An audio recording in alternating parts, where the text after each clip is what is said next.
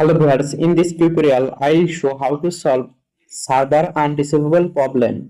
When try to call show this problem. Let's see how to solve this problem. Following all steps, do not skip. Swipe the notification panel.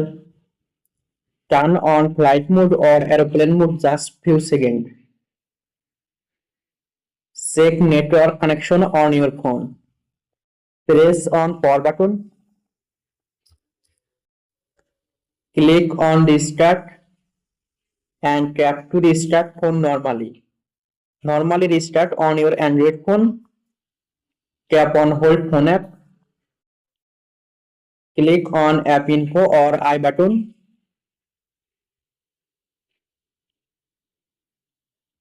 Tap on force stop.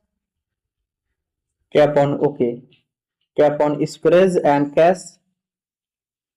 Tap on clear storage. Tap on delete. Go to phone app.